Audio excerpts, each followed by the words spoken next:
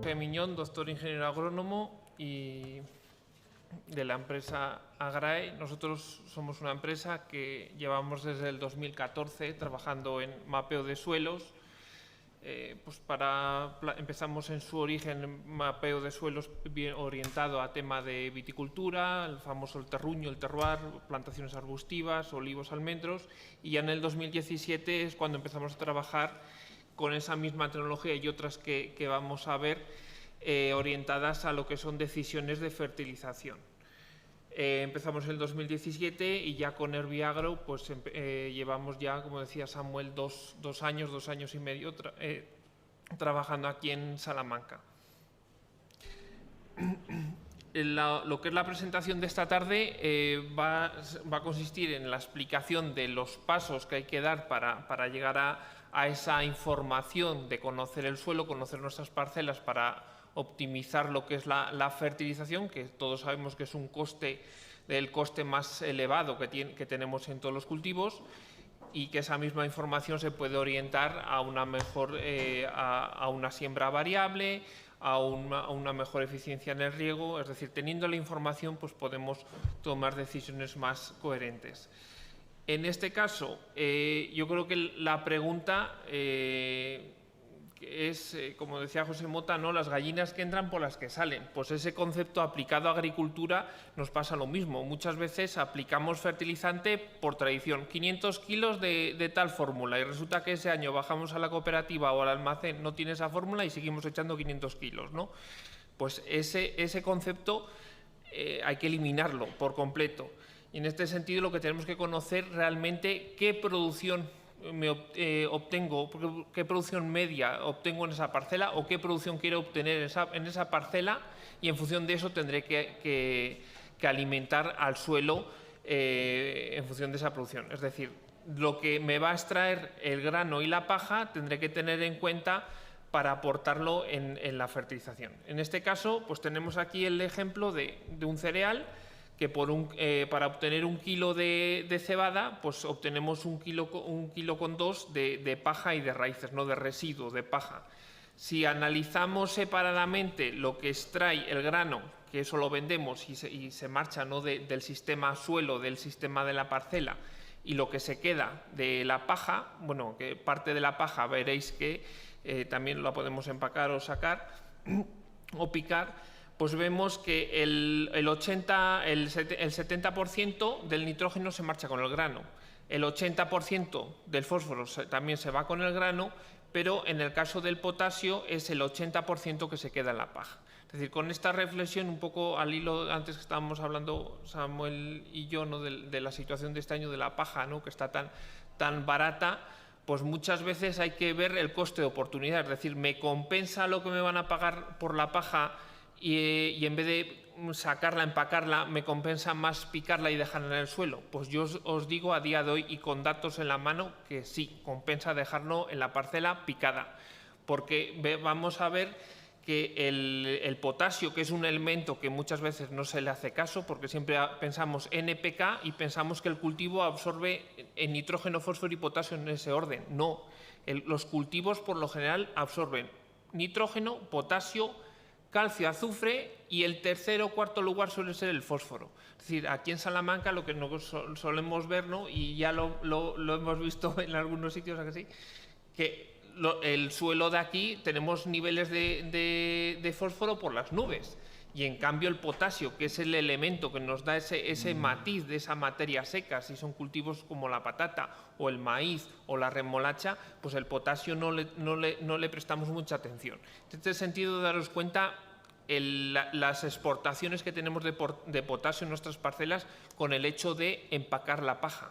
Así que tener en cuenta cuánto me van a pagar la paja, a qué precio está la potasa en el almacén, ¿no? Hacer ese análisis.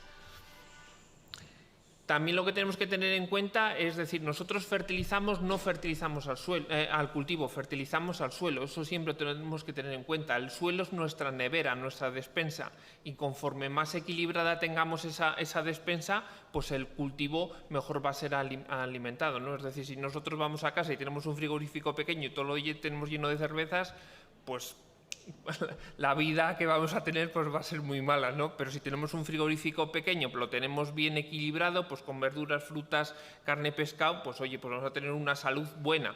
Pero en cambio, si tenemos un frigorífico grande, pues ahí voy a tener incluso una salud mejor, o voy a poder alimentar yo, la mujer, los hijos y todos los de la familia, ¿no? Al final, pensar en el suelo como una nevera, y nosotros fertilizamos no al cultivo sino al suelo. Por lo tanto, a la hora de plantear estos balances, aquí podemos ver que por 1 kilo de cebada, 1 kilo de cereal, porque el trigo suele ser similar, se necesitan 33 gramos de potasa, 10 gramos de fósforo y 28 gramos de nitrógeno. Pero claro, esto es lo que necesita el cultivo, pero tenemos que tener en cuenta lo que tiene el suelo. Por ejemplo, este suelo, este cultivo lo podemos desarrollar en un suelo de estas características: un nivel medio de nitrógeno, bajo de fósforo, alto de carbonatos, alto de potasio. Por tanto, esas características nos van a determinar el programa de fertilización. Es decir, si yo tengo que tener en mi nevera 2 baldas ocupadas con fruta, resulta que ya tengo una, pues eso lo voy a tener que corregir en lo que sería la compra. En este caso sería la fertilización. Es decir, tenemos que tener en cuenta lo que es el suelo, lo que tiene y los bloqueos que genera. El tema de los bloqueos, abordaremos ahora un poco más en detalle el tema de los bloqueos, pero es una cosa muy interesante de analizar. Es decir, muchas veces que tengamos un nivel alto de magnesio no significa que ese magnesio esté 100% disponible para el cultivo. Puede ser que el exceso de potasio o el exceso de calcio le esté bloqueando. Por tanto, esas cosas las tenemos que tener en cuenta. Es decir, eso, volviendo otra vez al símil del frigorífico, pues supongamos que el calcio está a la parte de atrás del frigorífico y lo que está delante son el magnesio y no nos deja ver el potasio, ¿no? el calcio, ¿no? Sería un ejemplo. Es decir, una vez hecho este pequeño apunte de cuál es la base de lo que es la fertilización, os voy a comentar un poco cómo son los pasos para hacer esa fertilización. ¿Qué necesitamos? Necesitamos datos, necesitamos conocer primero los suelos, necesitamos conocer a nivel agronómico, a nivel analítico. Que siempre quede claro que la herramienta más sencilla para hacer fertilización variable o fertilización, o la herramienta básica de la agricultura de precisión, es la analítica de suelo, y seguirá siempre siendo de por vida. La analítica de suelo es la herramienta más básica. Lo que pasa es que nos apoyamos en diferentes herramientas para que esa analítica de suelo sea lo más representativa posible y que también nos sea a nivel de coste de analítica también menor, porque todos sabemos que las analíticas es lo que más encarece a la hora de llevar. Ahora lo veremos. Es decir, estos son 8 pasos los que planteamos, más un 9º que sería la validación de esos resultados. El primer paso sería el mapeo del suelo. ¿En qué consiste el mapeo del suelo? Pues el mapeo del suelo consiste en medir la conductividad eléctrica aparente del suelo. ¿Qué nos indica esa información? Pues valores bajos de conductividad eléctrica aparente del suelo nos están indicando texturas gruesas, gravas, arenas, y conforme va incrementándose ese valor de conductividad eléctrica aparente nos están indicando suelos de texturas más limosas, arcillosas. Incluso si superan determinados rangos nos están indicando que esos suelos tienen problemas de salinidad, bien sea salinidad por carbonatos, por yesos o de sales sódicas, ¿no? El equipo que se utiliza para mapear el suelo pues es ese que vemos ahí en el troquelado pero hay diferentes equipos. Nosotros, por lo general, con el que más trabajamos aquí en España es con este. ¿Y ese equipo qué mide? Pues a través de estos discos, son 3 y 3, 2 pares, y el disco de la flecha roja pasa una corriente eléctrica, y cuanta más separación haya entre el emisor al receptor, pues más profundidad sondea. Es decir, en este caso se va pasando este equipo a lo largo de la parcela entre 15, 20 metros, 18, se va pasando por toda la parcela y ahí vamos obteniendo esa nube de puntos. Esa configuración que tenemos del chasis, nos obtenemos esa información a 2 niveles de profundidad, que es de 0 a 36 y de 36 a 90 centímetros de profundidad. Bien es cierto que los cultivos los que hoy estamos aquí hablando pues los extensivos a 90 centímetros de profundidad no van a llegar. Pero bueno, ahí tenemos esa información ya de por vida, pues acaso en un futuro se nos planteamos o se nos plantean nuestros hijos o nuestros nietos, pues yo que sé, poner una plantación de pistachos. Pues ahí ya sabemos lo que hay abajo, si hay sales, no hay sales, si hay más arcillas, si hay piedras o qué pasa, ¿no? Esta información, esta imagen que veréis aquí sería la información que se toma en tiempo real.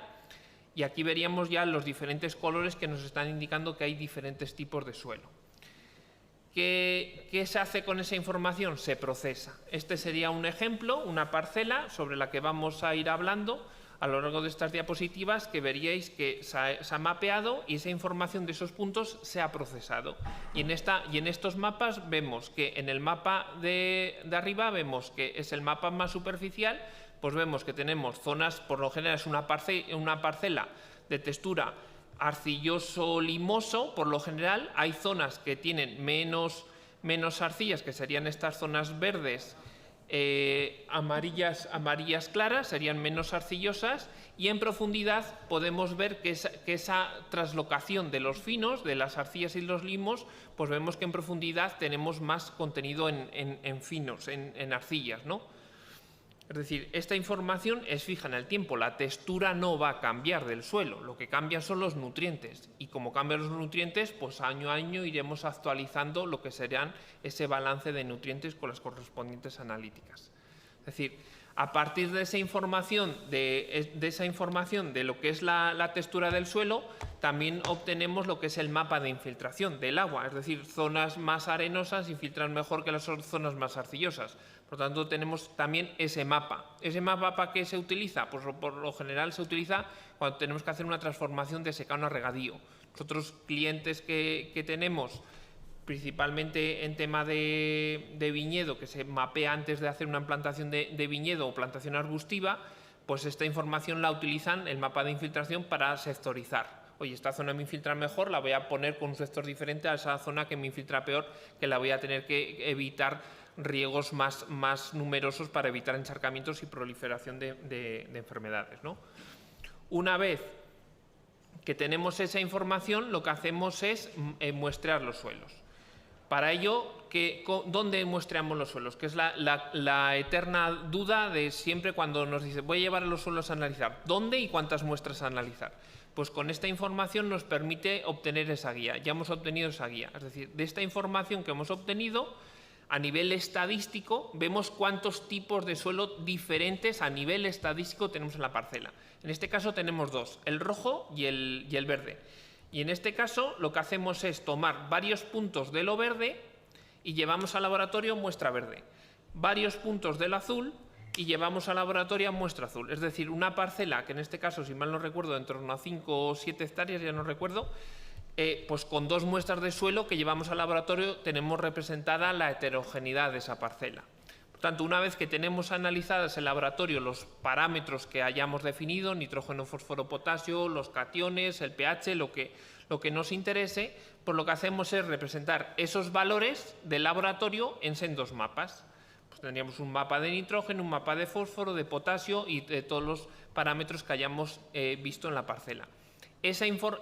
Hasta aquí lo que tenemos es representado el balance de nutrientes en el suelo, es decir, sabemos qué diferentes concentraciones de los diferentes nutrientes que nos van a afectar a la fertilización, cómo están distribuidos en la parcela, si una zona tiene más, si tiene menos, por lo tanto eso luego nos va a determinar lo que comentábamos antes a la hora de fertilizar.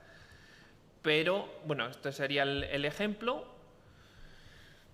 Pero ¿qué tenemos que saber? Es decir, ya sabemos lo que tiene el suelo, pero ahora tenemos que saber lo que es capaz de producir. No es lo mismo un chaval de 5 años lo que come que un chaval de 30.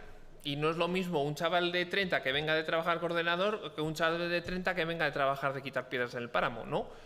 Es diferente. Por lo tanto, el potencial productivo de la parcela, pues casi todos los agricultores lo tienen. Esa zona me produce mejor y esta zona me produce peor. Pero ¿cómo podemos obtener ese potencial productivo? Pues a través del análisis de las imágenes de satélite de los 5 últimos años. Se toman las imágenes de satélite de los 5 últimos años, donde el cultivo, donde se muestra esa imagen, esa diferencia de vigor, y lo que se hace es por ejemplo, sobre esta misma parcela se han tomado las imágenes de satélite desde el 2014, 2015, 2016, 17 y 18, se procesan esas imágenes y obtenemos un mapa simplificado de lo que es el mapa de potencial productivo. Es decir, la zona azul ha tenido una tendencia en los últimos 5 años de mayor vigor, por lo tanto, mayor acumulación de biomasa, por lo tanto, mayor producción.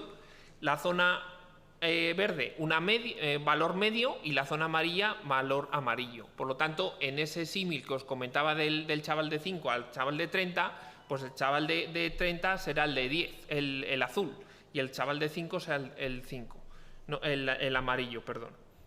Por lo tanto, ya tenemos lo que el suelo tiene y lo que es capaz de producir. Por tanto, lo que ahora ya tenemos los ingredientes para generar ese programa de calcular esas necesidades del cultivo. Este sería el gráfico. En este caso venimos trabajando con 2 tipos de suelo que tenían diferentes niveles nutricionales. En este caso es un trigo que la media de esa parcela son 7.200 kilos. Y la zona menos productiva nos está dando la estimación en octubre, en el momento de siembra, es que la zona menos productiva van a ser 6.600 kilos y la zona más productiva 7.800 kilos. Es decir, para esos nutrientes, para esa producción va a haber una extracción de nutrientes, las cuales tenemos que corregir en función del estado que tenga el suelo. Si me está demandando para esos 7.000 kilos 5 unidades de nitrógeno, pero resulta que el suelo ya tiene 3, pues le vamos a aplicar 2, ¿no? Y si el suelo se va a quedar con 7 y resulta que le tenemos que aplicar 6, pues le tendremos que aplicar 13, ¿no? Bueno, aquí igual nos liamos un poco con los números, pero tener en cuenta que tenemos que corregir siempre por el estado nutricional del suelo y los famosos bloqueos que antes comentaba.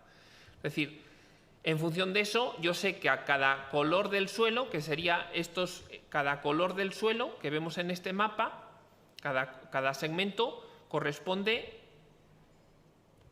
a este color que vemos aquí en el gráfico. Y cada color que corresponde en el gráfico necesitamos aportar unas necesidades de nitrógeno, fósforo y potasio.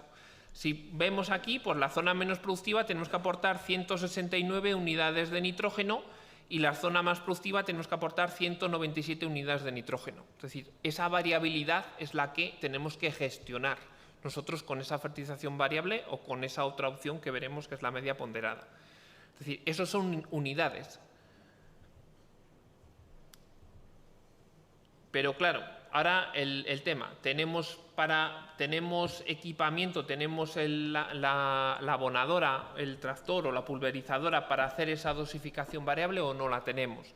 Pues en el caso de que la tengamos, pues lo que se hace es, primero, lógicamente, tenemos que ver qué disponibilidad de fertilizantes tenemos. Es decir, si tenemos la opción de que nos hagan un fertilizante a la carta, pues estupendo.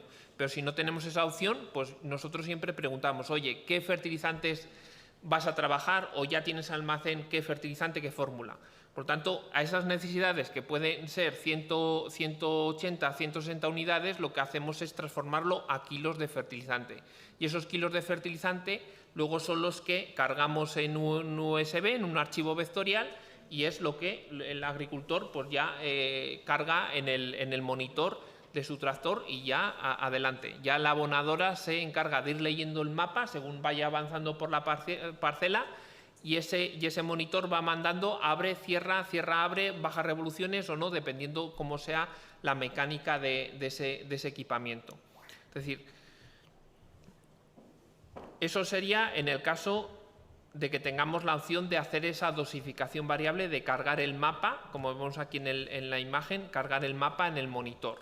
En el caso de que no tengamos abonadora variable o que por circunstancias del momento se nos sea imposible aplicar ese mapa, pues podemos hacer la media ponderada.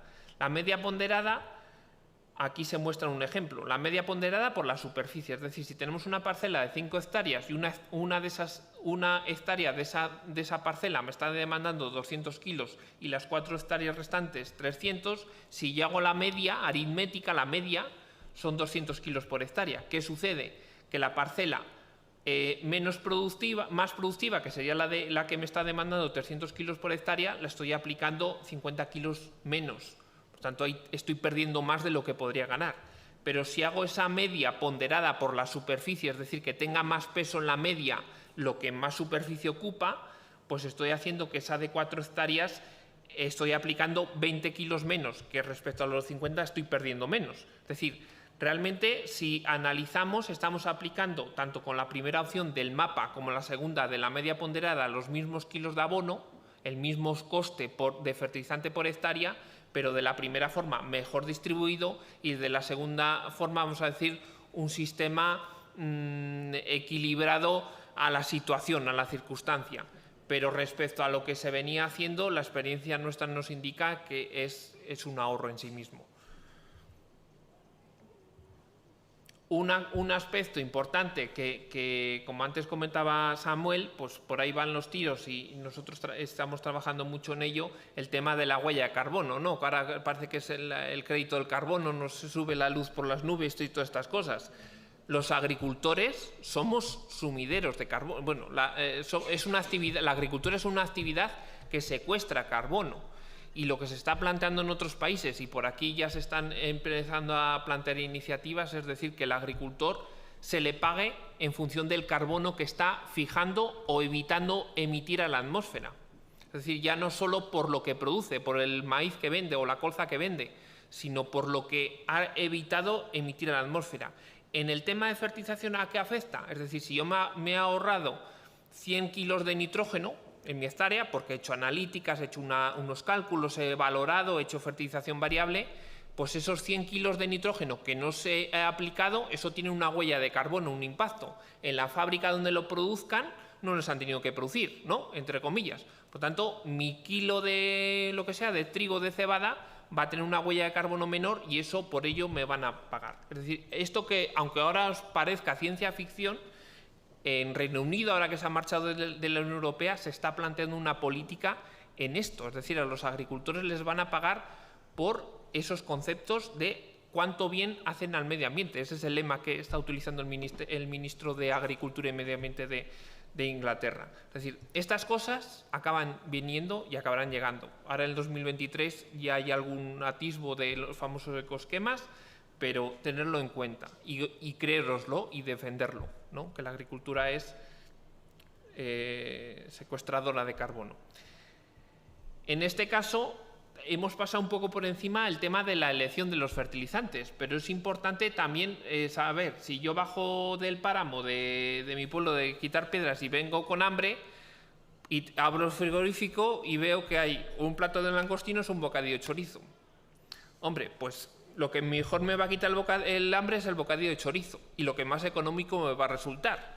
Por tanto, en este caso, saber qué fertilizante tiene la unidad de NPK más económica también es un factor decisivo, ya sin hacer ni fertilizaciones ni análisis, sino ya solo en la elección del fertilizante, eso ya supone un ahorro. Y el ejemplo que os ponía, es decir, aquí esto es un gráfico. Este gráfico ya es de allí, de la explotación de casa. Yo soy de Burgos, tenemos explotación de secano, y yo todos los años bajaba, ahora ya no porque ya no me da tiempo, ahora lo hace mi hermano, pero bajaba y preguntaba al almacén, oye, ¿qué abonos tenéis? Por lo general tenían 4 fórmulas, y yo en función de eso yo sabía lo que tenía que aportar a mi plan de cultivo, por 140 unidades de nitrógeno, 96, 32 de potasio, y yo veía, para satisfacer esas unidades, satisfacer esas unidades a mi cultivo, calculaba qué combinación de fertilizantes era la más económica, ¿no?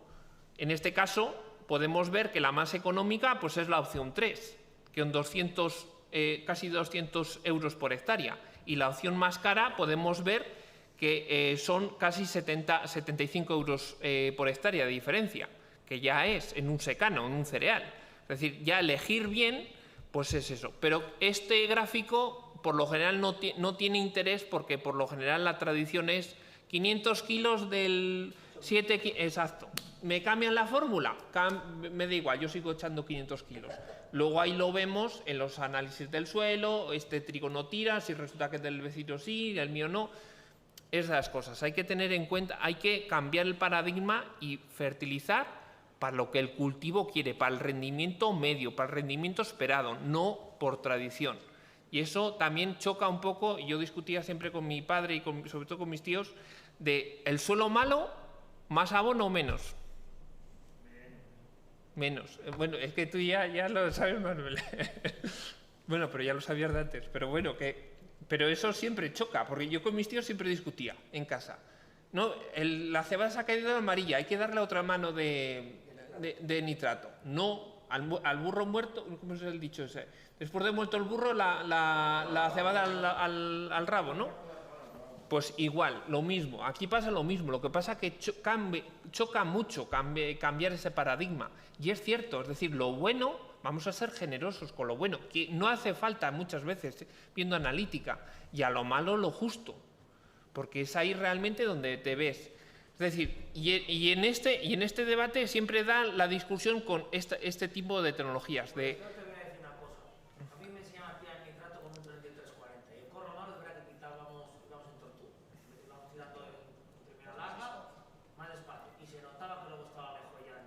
Sí, yo oía. Es decir, si en vez de echar 250 kilos de nitrato a ese corro caían 280, lo agradecí. Sí, yo oía. Yo no sé si los científicos luego lo comprobáis en el campo. Lo comprobamos y luego en las últimas diapositivas lo comprobamos. Nosotros todos los años, por ejemplo aquí este año en Salamanca, pues tenemos en patata y en maíz, ahora cuando se acabe, hacemos validaciones, con análisis de tallos o de lo que corresponda para validar lo que hacemos. Y ahora os enseñaré ahí algún dato de cereal, por ejemplo. Pero en este sentido, el tema del nitrógeno, y bien lo comentabais vosotros, el tema del nitrógeno parece que es el salvador, y sí, la planta extrae mucho, pero es que hay otros elementos que si echamos mucho nitrógeno y potasio no tiene, se lava. Incluso te ves situaciones de que antes de coberteras, a veces analizamos antes de cobertera el contenido de nitrógeno y resulta que ha desaparecido. O resulta que tenías más de lo que tenías en sementera. ¿Por qué? Porque ha habido mineralización de la materia orgánica, ha habido aporte de los residuos, es decir, el suelo es un sistema complejo. En ese sentido, fórmulas generales es muy difícil y yo soy el primero que lo reconozco, pero sí, hay situaciones que puede funcionar o que se puede ver, pero eso luego hay que trasladarlo a lo económico. Yo creo que eres un experto en esto. Vamos a ver, ahora nos venden la película, bueno, yo tengo una sembradora que la voy a estrenar este año que abona la línea de siembra. Y el que lo hace en el pueblo te dice, con la mitad cogemos lo mismo. Te quedas con una cara bobo y dices, vale, yo me doy 130 euros por hectárea. Tú tiras 70 y cogemos el mismo trim. Y te dice el tío que sí, joder, ya lo verás, pruébalo. Yo no termino de ver eso, pero quien echa la abono en la línea de siembra está convencido de que le merece la pena trabajar un poco más cuando siembra, porque tiene un ahorro eso de 40 euros por hectárea, que en 200 hectáreas son 8.000 euros. Sí, sí, sí. Ahora que va a ganar mucho dinero porque esté 3 semanas engorrado sembrando y abonando. Los que no lo hacemos decimos, pero somos tan bobos que perdemos 8.000 euros por no trabajar un poco más. Mira, el tema de la fertilización localizada sí que te ahorras unidades, pero no es que son más eficientes. Principalmente el nitrógeno y el potasio son elementos móviles en el suelo. Cuando se oye que son elementos móviles, es decir, que cuando hay agua se mueven y pueden acabar en niveles que la raíz de la planta no llegan. Pero el fósforo es un elemento inmóvil y por eso, por ejemplo, aquí en Salamanca tenemos tantos niveles tan altos de fósforo, porque eso es un elemento inmóvil. El fósforo es un elemento que la planta lo necesita en los primeros estadios vegetativos de cualquier planta, necesita fósforo. Y el que el fósforo le localice cerca de la semilla, eso ya es un plus. Por tanto, si por lo general estabas aplicando 70 unidades de fósforo, al localizarlo sí que lo podrías reducir a 40 tranquilamente. Eso yo sí que lo he visto. Yo antes no era tan convencido, pero viéndolo con análisis y con datos estoy convencido. Y al final, no sé, yo antes ahí en casa, en mi pueblo, yo soy del 87, pues en casa, pues los primeros de los 90, las sembradoras mixtas. Antes todo el mundo tenía una sembradora mixta, pero se dejaron de ser por el rollo de que se te acaba el abono, vuelta, saco para arriba, saco para abajo. Yo le veía a mi padre. Se dejaron, pero ahora como otra vez que vuelven, pero vuelven con ese concepto. Pero principalmente es por el tema del fósforo, porque el fósforo en los primeros estadios, que es por eso se localiza, realmente ahí ves el diferencial. En los demás elementos, el potasio, por lo general tenemos suelos bastante empobrecidos de potasio. No digo empobrecidos de si analizamos el elemento que en la analítica nos diga que está bajo de potasio, porque nos va a decir que está medio o alto, sino que esté bloqueado. Por ejemplo, aquí en Salamanca el problema que tenéis es el sodio. Años como este, y todavía no hemos hecho analíticas de esta campaña, ¿no? Las haremos ahora en breve, pero años como este, que ha habido mucho calor, el sodio habrá subido, porque el sodio es un elemento muy móvil y sube por capilaridad. Y si sube el sodio, ¿qué problemas va a haber? Que el poco potasio que haya en el suelo o magnesio esté bloqueado. Por lo tanto, a no ser de que venga ahora un septiembre-octubre lluvioso, que ese sodio otra vez baje para abajo, por lo general este año las prescripciones de potasio y de magnesio tienen que ser un poco más generosas, por esa razón. En la zona de Palencia, El Cerrato, Burgos, mi zona, tenemos carbonatos para aburrir, que eso es calcio. Ahí tenemos el problema del calcio. El calcio está bloqueando al potasio. Por tanto, ahí el problema es el calcio.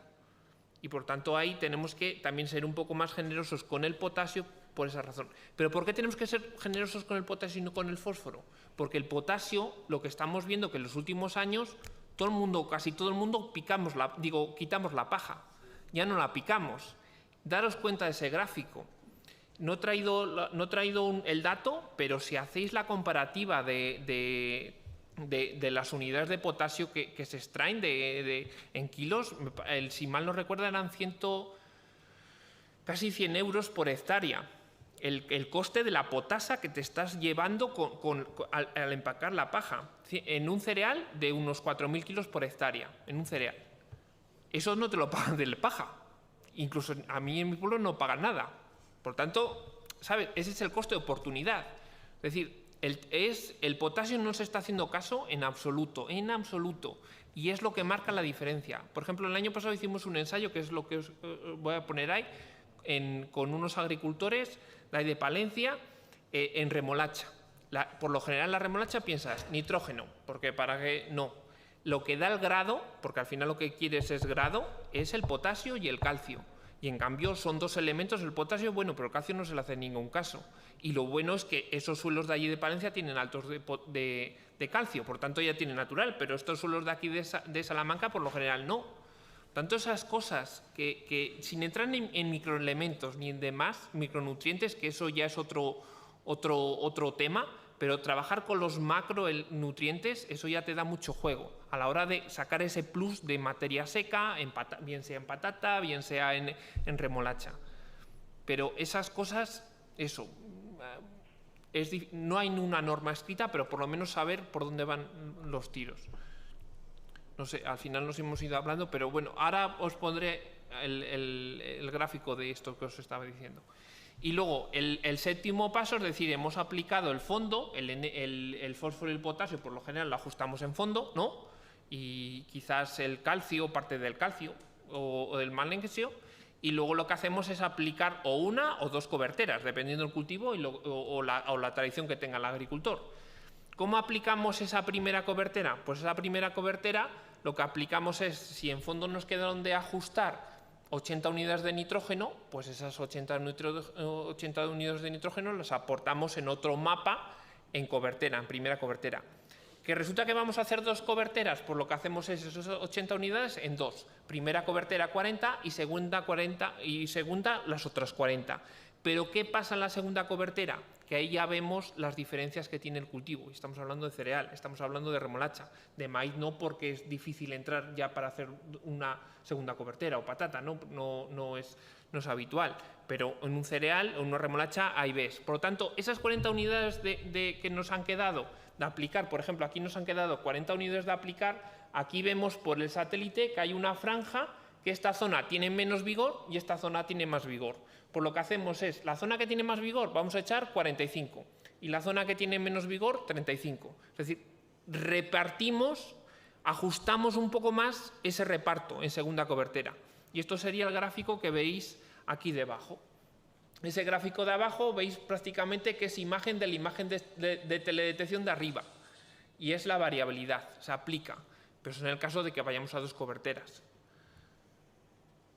Y en el caso del seguimiento satelital, pues podemos obtener diferentes informaciones. Bueno, esto del tema del satélite, nosotros trabajamos con ello, ya lo veis, mapeo de suelos, análisis, imágenes de satélite, y a partir de esas imágenes de satélite podría dar para otra charla, otro rato hablando sobre diferentes índices y cómo interpretarlos, que son muy interesantes. Ya no solo el índice NDVI, sino el NDRE, para saber qué zonas tienen más o menos nitrógeno, o el DMI, que es para ver si está bien o mal regado, si la planta tiene estrés o no, pero eso daría para otro debate. Y el control de fertilizantes de poco nos sirve ajustar si luego muchos de los fertilizantes, y esto nos pasaba al principio, en los primeros años que empezábamos a trabajar, que resulta que no, si este fertilizante me lo han metido, y resulta que colorante o similar. Pero bueno, eso ya todo, ¿no? Saber bien la calidad de los fertilizantes, confiar en alguien, en una buena empresa o una buena marca que te fiance eso. Es decir, hemos tomado decisiones, ha ido evolucionando el cultivo, pero ahora, como bien decías, tenemos que validar esa información. ¿Cómo validamos esa información? Pues con un mapa de rendimiento. Es decir, un mapa de rendimiento, no en todos los cultivos se puede hacer ese mapeo de rendimiento. Por ejemplo, en patata, en remolacha, pues no se puede hacer. Lo que sí que hacemos es en esos cultivos, pues esos muestreos puntuales de algunas parcelas y comprobamos.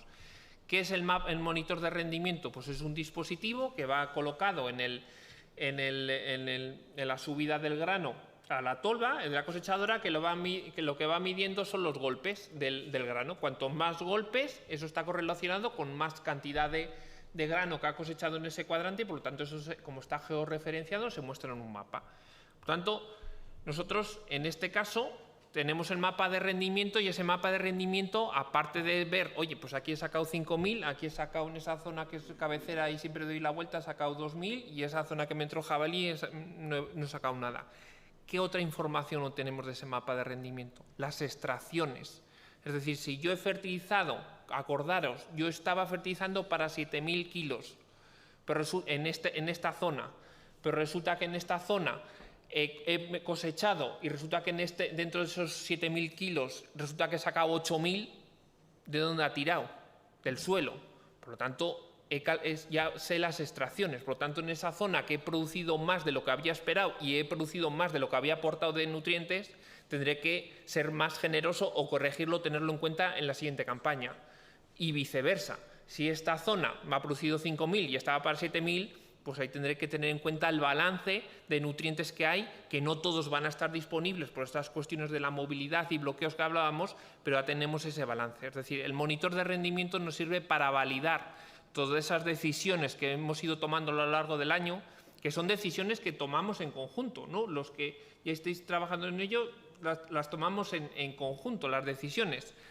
Pero de esta forma validamos y decimos, oye, mira, este año igual que esa previsión de 7.000, pues igual vamos a reducirla un poco y vamos a decir 6.500. O no, vamos a ir a 8.000, ¿sabes? Esa información es retroalimentar y es ese el apoyo. Por tanto, sabemos lo que teníamos en el suelo, sabemos las unidades que hemos aplicado, menos las extracciones que ha habido del cultivo, pues tenemos el balance de nutrientes para el cultivo siguiente. Todo ello, ese balance de nutrientes, a la campaña siguiente lo que hacemos es, ya no volvemos a pasar el equipo de mapeo, pero sí que lo que volvemos a hacer es el muestreo de suelos y la analítica correspondiente para generar la prescripción de esa parcela. Es decir, si el año pasado venía de colza, pues si este año va de trigo, lógicamente va a ir con una prescripción diferente, ¿no? Con un mapa diferente. Ejemplo, cereal, la zona de Bureba, en Burgos. Bureba Ebro. Nosotros también trabajamos con esta cooperativa ahí en Burgos. Pues aquí tenemos 4 parcelas, diferentes niveles de nitrógeno, fósforo, potasio y el potencial productivo, que es lo que os decía, ¿no? Diferente uno de 5 años a uno de 30, ¿no? Lo que coma. En este caso sería de una de las parcelas el balance que se hizo, y en este caso sería la información que validamos. Producción real. La producción que hemos obtenido con el monitor de rendimiento. Aquí vemos producciones que han llegado hasta los 9.000 kilos por hectárea, y ha habido zonas que ha habido de 500 kilos por hectárea. Producción potencial, la producción potencial que estimamos en el momento de siembra. Es decir, zona de en torno a 7.000, a 6.000, a 7.800. La diferencia entre el potencial y el real, es decir, ¿En qué zonas nos hemos equivocado y en qué grados nos hemos equivocado? Pues claro, en la zona roja amarilla, pues ahí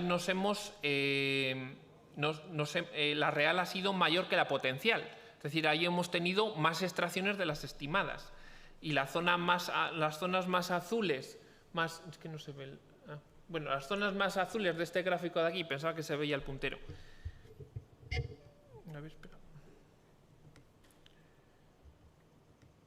Ahora, las zonas lo que os decía, las zonas amarillas, rojas, indican que la producción real ha sido mayor que la real, ¿no? Y las zonas azules lo contrario. Pero este dato, lo que os decía, llevado a extracciones, es decir, qué zonas ha tenido más extracciones de nitrógeno, fósforo y potasio, porque eso es el pie para el siguiente año. Y el mapa importante es el beneficio, es decir, si obtenemos un mapa de beneficio solo teniendo en cuenta el ingreso y el coste de fertilización, lo óptimo que será tener un mapa lo más homogéneo posible, pero en beneficio. Es decir, que la zona que me produce menos me haya gastado poco para que el beneficio sea lo más homogéneo, y que la zona que me produce más, pues si me gasta un poco mejor, pero que ahí me puedo gastar un poco más. Es decir, que este mapa, lo suyo es que sea lo más en torno a colores azules posible, porque eso nos indica que el beneficio ha sido homogéneo. Es decir, si analizamos un poco más a detalle este mapa en concreto, aquí volvemos, ¿no? Cada color corresponde a un aporte de fertilizante. Cada color sería correspondiente a estas columnas que veis aquí así, el color de fondo, ¿me seguís? Y la línea esta negra que está en cada columna correspondería al ingreso, es decir, rendimiento por el precio, el ingreso. La franja roja, la barra roja de cada sector correspondería a coste de fertilización, y la diferencia entre ingreso y coste es beneficio, que es la barra amarilla. Por lo tanto, aquí vemos que donde hemos tenido más beneficio ha sido en la unidad UF9, que se corresponde a la zona morada. Y corresponde también, curiosamente, que es de las zonas donde menos coste de fertilización hemos tenido. Eso es lo que pretendemos, ¿no? Que a poco coste de fertilización tengamos un beneficio elevado. Otra parcela, que era la que veníamos viendo en el ejemplo, pues nos pasa lo mismo. La zona que hemos tenido más beneficio también corresponde con la zona donde no hemos tenido un coste de fertilización tan elevado. Es decir, lo que ya todos sabemos, que por no más fertilizar voy a sacar más beneficio, aquí esto se comprueba y se valida con la fertilización variable.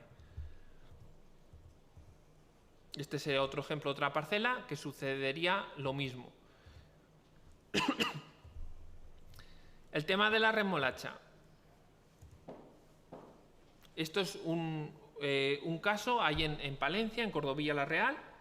Aquí vemos los mapas de textura a 2 niveles de profundidad. El de más para allá es el superficial de 0 a 40, de 40 a 90 centímetros de profundidad. El mapa de potencial productivo, es decir, esta zona de aquí azul es la que más producción tiene en los últimos 5 años. Y este mapa de aquí sería el mapa sobre el cual se han hecho la fertilización variable. Esta sería la prescripción de fertilización. Se planteó una media de producción de 120 toneladas por hectárea, y en función de esas 120 toneladas por hectárea, pues esa variabilidad que nos da, pues de 117 a 120 a 124, y eso supone unas extracciones que va a tener el cultivo, las cuales las tenemos que aportar, en este caso un abono de fondo y 2 de coberteras, como fue el caso. Si os dais cuenta, aquí se muestran lo que venía haciendo el agricultor. Estaba aplicando, antes de hacer nosotros este trabajo, 180 unidades de nitrógeno, 140 de fósforo y 140 de potasio, por lo general. Nosotros aquí lo que estábamos proponiendo es 170 de nitrógeno, 100 de fósforo, reducimos ahí considerablemente, y de potasio aumentamos considerablemente a 260 unidades de potasio, por la cuestión de la materia seca. El potasio siempre está relacionado con la materia seca, y si no hay suficiente potasio, el nitrógeno no se absorbe. Eso es una norma general para todos los cultivos. siempre tiene que ir en tándem, ¿no? Parecen los amigos, ¿no? Y eso hay que tenerlo también en cuenta. Si analizamos del mismo gráfico, si analizamos como veníamos haciendo con esos gráficos, pues vemos que la zona que hemos tenido mayor rendimiento por hectárea es la zona amarilla. Y en cambio las diferentes zonas pues han tenido unos beneficios bastante parejos, tanto la UF4, la UF5, la UF7 y la UF8. La UF9 es la que ha destacado. Ha destacado porque le hemos sido más generosos en ese caso, gestionar esa variabilidad del cultivo de la parcela para aplicar más fertilizante. ¿Qué supuso en coste de oportunidad? Es decir, lo que venía aplicando el agricultor en unidades respecto a nosotros lo que les propusimos. A mismo precio de fertilizante, con la misma fórmula. ¿Qué diferencia ha tenido en ahorro, ¿no? Porque es un coste de oportunidad.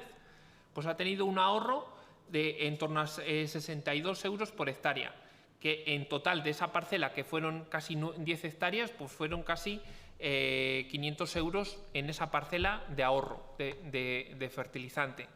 Ya no entramos en las cuestiones más de calidad y eso, porque ya las propias fórmulas de eso difieren. Pero, por ejemplo, os dejo aquí la referencia al artículo que lo encontraréis en la revista de ACOR del mes de enero, y ahí se abordaba el tema del nitrógeno y del potasio, cómo en las zonas que tenían más potasio o que ese equilibrio de nitrógeno-potasio estaba más equilibrado, había mayor contenido en materia seca. Mayor contenido en materia seca, mayor grado, ¿no? Que es lo que realmente pagan en remolacha. Por tanto, esas cosas que parecen a veces, no, eso es del ámbito científico o técnico, ¿no? Realmente se notan. Y esas cosas, si las podemos ir ajustando poquito a poco, pues al final van sumando y vas obteniendo pues, mejor calidad de la producción. He puesto dos ejemplos de cereal y de remolacha, pero este año, pues igual para noviembre así, tendremos datos de patata. Tenemos datos de alfalfa, que tenemos otro ensayo en alfalfa. Tenemos otro cultivo, aquí en Salamanca también se cultiva. Hicimos hace 2 años también un ensayo con Alcaliber. Alcaliber es la empresa, no sé si algunos sembréis aquí a Dormidera, pero es la empresa que siembra a Dormidera, la amapola. Y con ellos trabajamos. Y el primer año fue tremendo, es decir, por lo general es un cultivo, una ventana de cultivo muy pequeñita, por tanto, si un cultivo es pequeñito, de ventana de cultivo pequeñita, ¿qué consideréis? ¿Que va a demandar mucho o poco? Poco. Por tanto, en ese cultivo que es de ventana, que son 4 meses, 5 a lo sumo, por lo general se estaban aplicando prescripciones de fertilización de un cereal. ¿Qué pasaba? Pues mucho nitrógeno y poco potasio. Nosotros lo que hicimos el primer año es bajar el nitrógeno y meterle más potasio. Pues mejoraron las producciones, en producción y en calidad. Esas cosas nosotros las analizamos todos los años y esa información os la compartimos y también nosotros la utilizamos para aprender, porque al final aprendemos todos y aprendemos de vosotros, ¿no? Y cuando nos sentamos en la mesa siempre, ¿no? Porque antes de mandaros las prescripciones nos gusta comentar los mapas con vosotros y sentarnos en las mesas y decir, mira, yo os propongo aquí 700 kilos de este abono que vais a echar. Oye, pues es que me parece mucho, me parece poco. Pues bueno, este año vamos a buscar un término medio, ¿no? Al final es un trabajo prácticamente, vamos a decir, suena mal, ¿no? Pero psicólogo agronómico, ¿no? Y eso es cierto, ¿no? Porque al final los cambios siempre chocan y la información no es absoluta, bien lo decías tú, ¿no? Que en ese sentido. Así que con estos datos, Samuel, para finales de año seguramente podamos presentar los resultados de la patata y de otros cultivos y del maíz, y cualquier cosa, pues estamos en contacto a través de Samuel, de David, pues podéis contactarnos o cualquier cosa. Yo creo que está aquí mi correo, no está en el correo electrónico, bueno, el Twitter, el canal de YouTube, hay vídeos de algunos trabajos y algunos casos que vamos documentando, y cualquier duda ahora quedo pendiente a vuestra disposición.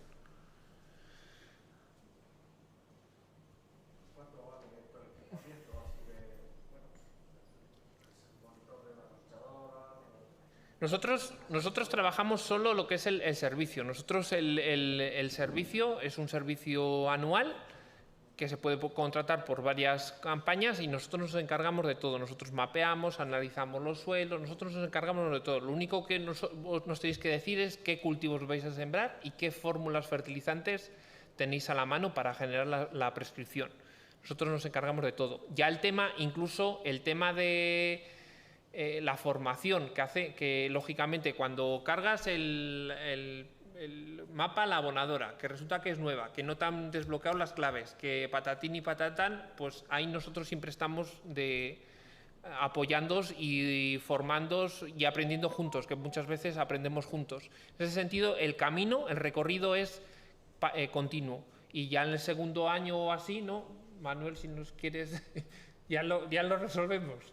Bueno, pues tú ya estabas ya metido en el tema.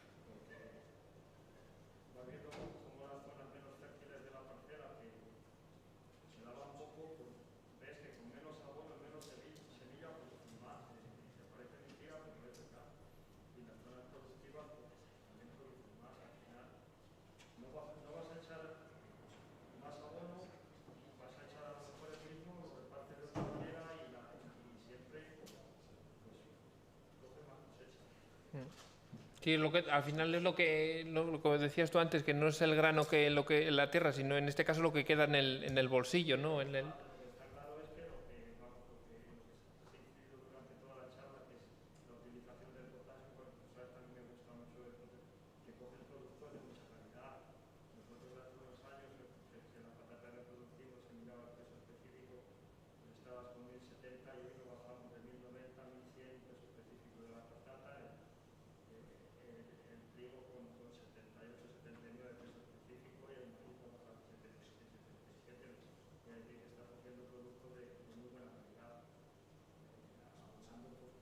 Con calidad. Por eso. Pero es, sobre todo, yo creo que cada vez, antes de verano, hablaba allí en la zona de Burgos, que los techos productivos, yo creo que esas estadísticas sería interesante sacar de varios años. Se van incrementando y en ese sentido, o una de dos, si se van incrementando y nosotros no hacemos lo mismo y estamos haciendo lo mismo de hace 20 años, de algún lado está tirando, de los suelos. A mí, mira, peculiarmente, y os comparto, allí en casa ya estaban mis tíos, se separaron y ahora se quedaron mis primos. Un grupo de primos ha quedado haciendo las cosas más o menos bien y el otro al tran-tran. Analizamos dos suelos después de 5 años de haber hecho esa separación. El del tran-tran, pues el tran-tran así tienen los suelos. De peso específico da por saco verlos los trigos. ¿Por qué? Por el tema del potasio.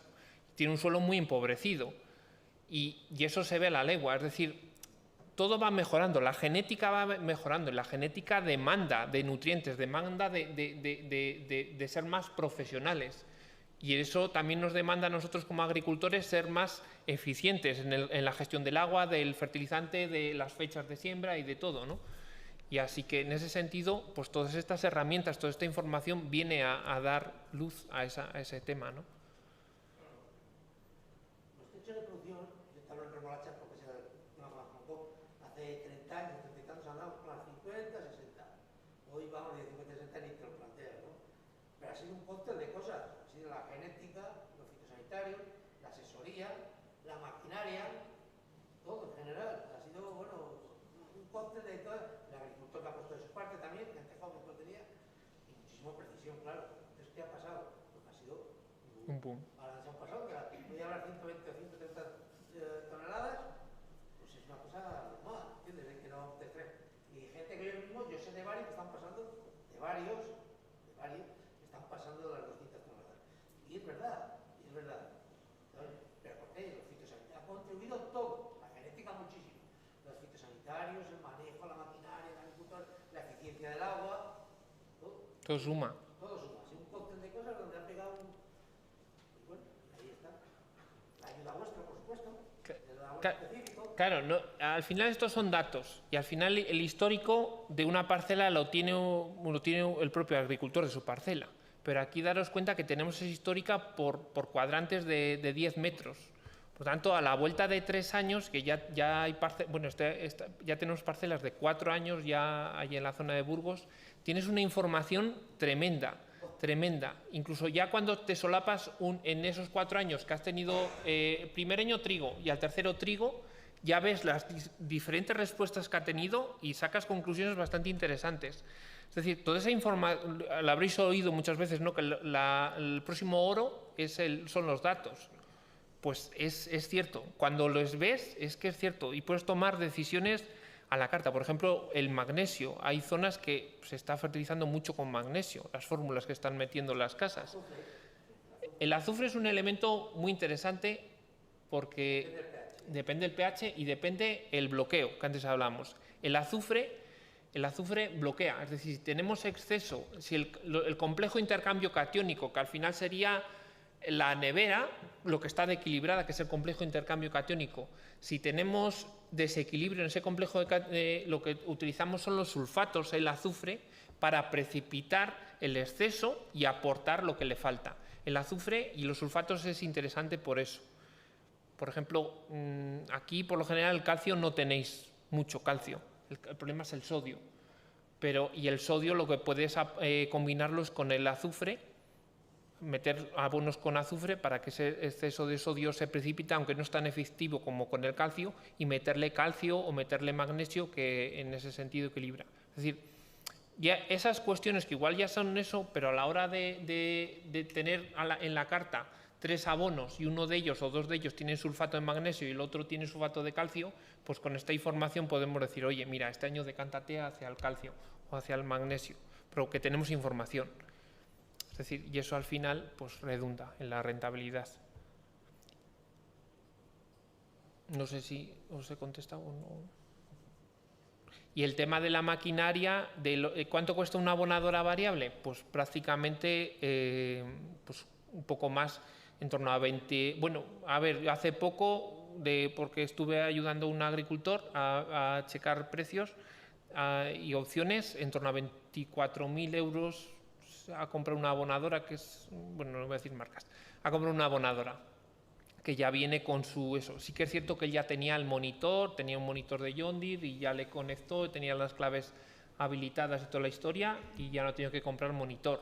Pero el monitor son en torno a otros 5.000 euros, incluso menos, 4.000, 5.000, pues, bueno, por ahí suelen andar siempre, también depende de la antena que quieras, pero al final son tecnologías que las amortizas rápido. Y un agricultor de allí de Burgos siempre dice que él se gasta al año 100.000 euros de fertilizante. ¿Cómo no se va a gastar 24.000 o 20.000 o 30.000 en una máquina que está aplicando 100.000 euros de fertilizante para varios años?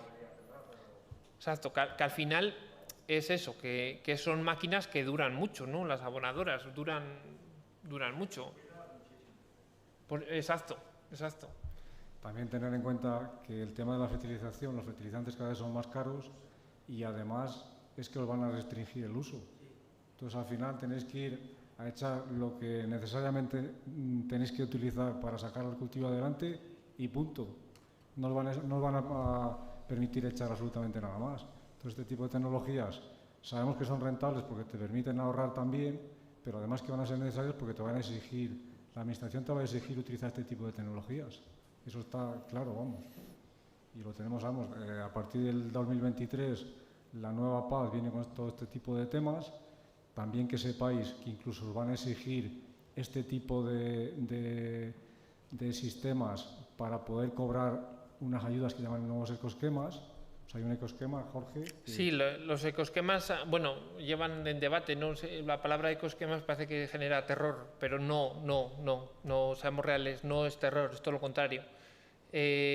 Ahora mismo, en agosto, han publicado lo que se prevé que van a ser los ecoesquemas y van a ser dos módulos, uno obligatorio y otro voluntario.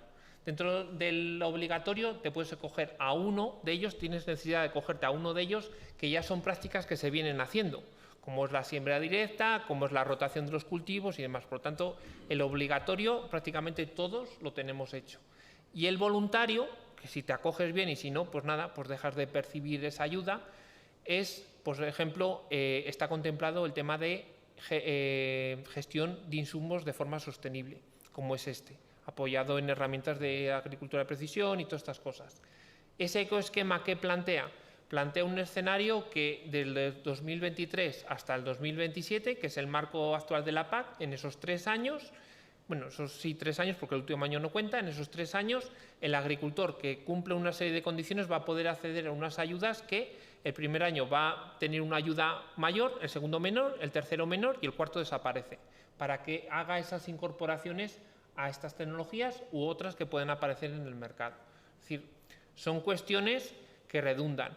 Y son cuestiones también el tema de los nitratos. Es decir, los nitratos, ahora estaba leyendo en este rato la condicionalidad. Te van a pedir ya en el cuaderno de campo que incorpores la prescripción de fertilización firmado por un técnico competente. Igual que la receta de los fitosanitarios, que ahora ya no puede ir cualquiera a comprar los fitosanitarios para la huerta.